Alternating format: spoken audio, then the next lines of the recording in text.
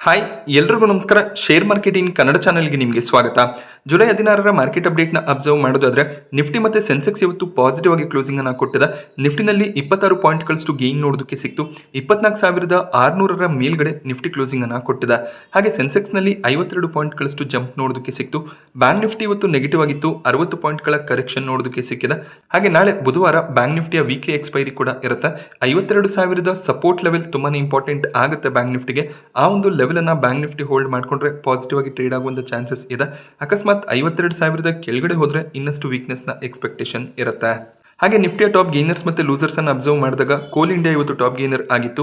3% ನಷ್ಟು ಜಂಪ್ ಕೋಲ್ ಇಂಡಿಯಾದಲ್ಲಿ ನೋಡೋದಕ್ಕೆ ಸಿಕ್ಕಿದೆ. ಇದಕ್ಕೆ ರೀಸನ್ ಫಿಲಿಪ್ ಕ್ಯಾಪಿಟಲ್ಸ್ ಈ ಸ್ಟಾಕ್ ಅನ್ನ ಕವರ್ ಮಾಡಿ 23% ಅಪ್ಸೈಡ್ ನ ಪಾಸಿಬಿಲಿಟಿ ಇರುತ್ತೆ ಅಂತ ಪ್ರಿಡಿಕ್ಟ್ ಮಾಡಿದ್ದಾರೆ.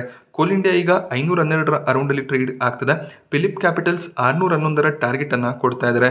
ಇದಕ್ಕೆ ರೀಸನ್ ಭಾರತದಲ್ಲಿ ಕೋಲ್ ಡಿಮ್ಯಾಂಡ್ ಸ್ಟ್ರಾಂಗ್ ಆಗಿ ಕಂಟಿನ್ಯೂ ಆಗುತ್ತೆ. ಹಾಗೆ 2025ರ ಫಿನಾನ್ಷಿಯಲ್ ಇಯರ್ಗೆ ಕೋಲ್ ಇಂಡಿಯಾದ ಕೋಲ್ ಪ್ರೊಡಕ್ಷನ್ ಟಾರ್ಗೆಟ್ 838 ಮೆಟ್ರಿಕ್ ಟನ್ ಆಗಿರುತ್ತೆ. ಆದ್ರಿಂದ ಒಂದು ಸ್ಟ್ರಾಂಗ್ ಪ್ರಾಫಿಟ್ಸ್ ಮತ್ತೆ ರೆವಿನ್ಯೂಸ್ ಅನ್ನ ಕೋಲ್ ಇಂಡಿಯಾ ಡಿಕ್ಲೇರ್ ಮಾಡುವಂತ ಚಾನ್ಸಸ್ ಇರುತ್ತೆ. ಆ ರೀಸನ್ ನಿಂದ ಟಾರ್ಗೆಟ್ ಅನ್ನ ಇನ್ಕ್ರೀಸ್ ಮಾಡ್ತಿದೀವಿ ಅಂತ ಫಿಲಿಪ್ ಕ್ಯಾಪಿಟಲ್ಸ್ ಹೇಳಿದ್ದಾರೆ.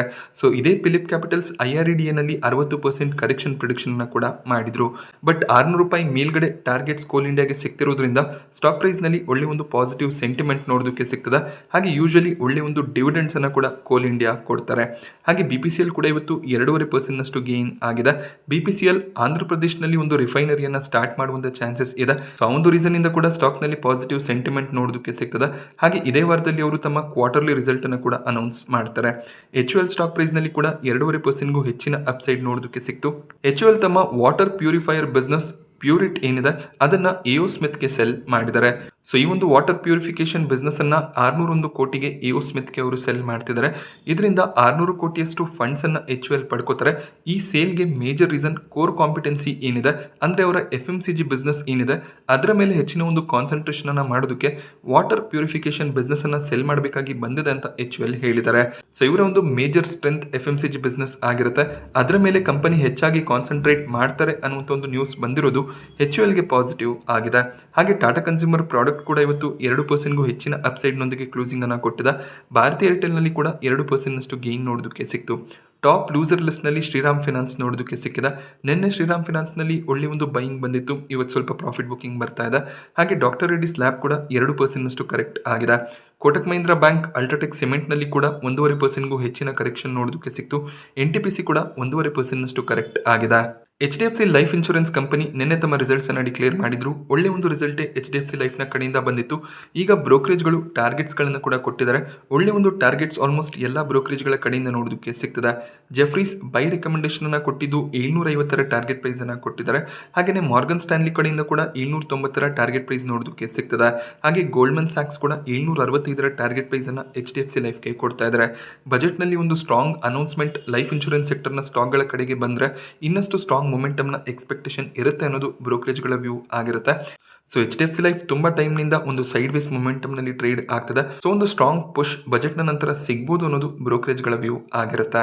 ಬೆಳಗಿನ ಸೆಷನ್ ನಲ್ಲಿ ರೈಲ್ವೆ ಸೆಕ್ಟರ್ ನ ಸ್ಟಾಕ್ ಗಳಲ್ಲಿ ಕೂಡ ಒಳ್ಳೆ ಒಂದು ಪಾಸಿಟಿವ್ ಸೆಂಟಿಮೆಂಟ್ ನೋಡೋದಕ್ಕೆ ಸಿಕ್ತಿತ್ತು. RVNL, IRFC, Ircon, NBCC, RailTel corp ಎಲ್ಲ ಕಂಪನಿಗಳು ಪಾಸಿಟಿವ್ ಆಗಿ ಟ್ರೇಡ್ ಆಗ್ತಿತ್ತು.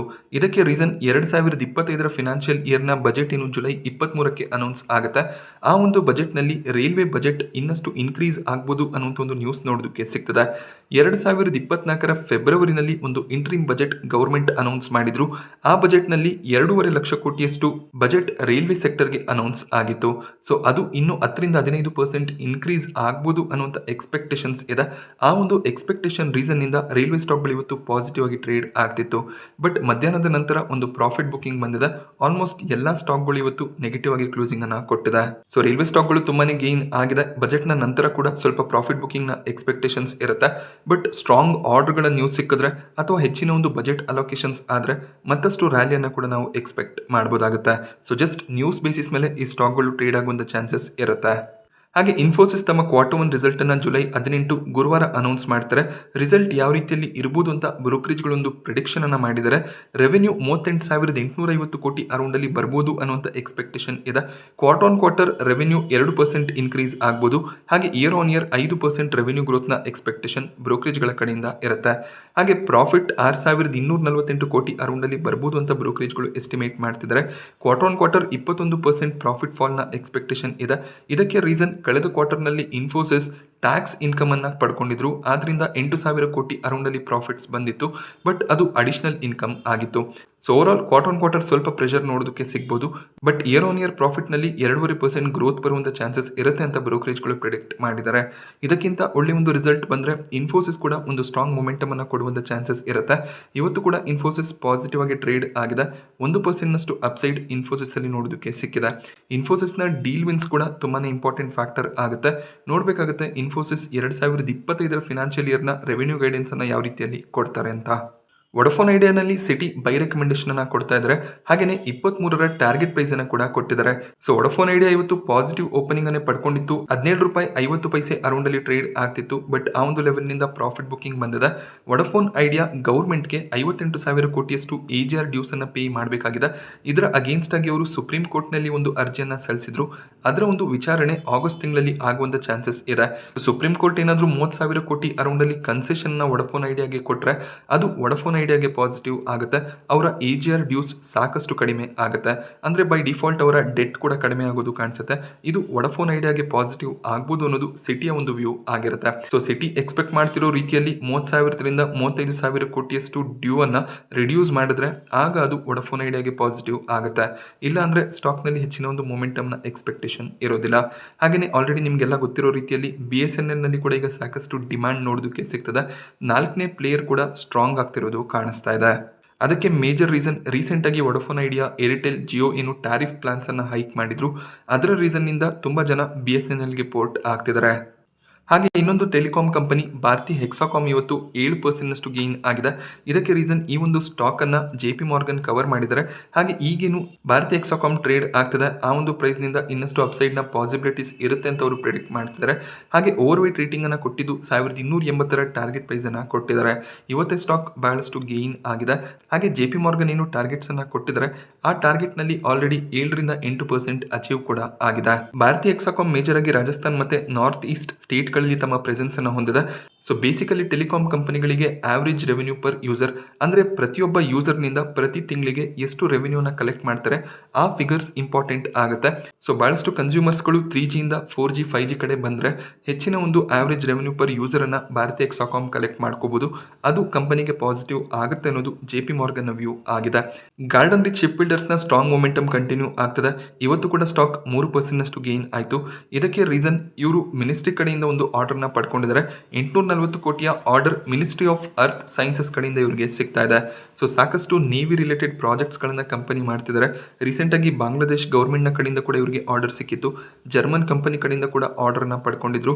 ಹಾಗೆ ಈಗ ಡಿಫೆನ್ಸ್ ಮಿನಿಸ್ಟ್ರಿ ಕಡೆಯಿಂದ 840 ಕೋಟಿಯ ಆರ್ಡರ್ ಸಿಗ್ತಿರೋದು ಸ್ಟಾಕ್ಗೆ ಪಾಸಿಟಿವ್ ಆಗಿದೆ. ಸೊ ಬೇರೆ ಡಿಫೆನ್ಸ್ ಕಂಪನಿಗಳ ರೀತಿಯಲ್ಲಿ ಗಾರ್ಡನ್ ರೀಚ್ ಕೂಡ ಒಳ್ಳೆ ಒಂದು ಆರ್ಡರ್ ಬುಕ್ ಅನ್ನ ಈಗ ಮೇಂಟೈನ್ ಮಾಡ್ತಿದ್ದಾರೆ. ಇದೇ ರೀಸನ್ ಇಂದ ಸ್ಟಾಕ್ ಪ್ರೈಸ್ ನಲ್ಲಿ ಒಳ್ಳೆ ಒಂದು ಮೊಮೆಂಟಮ್ ನೋಡೋದಕ್ಕೆ ಸಿಗ್ತದೆ. ಅದೇ ಕ್ಯಾಟಗರಿಯ ಇನ್ನೊಂದು ಸ್ಟಾಕ್ ಅವೆಂಟಲ್.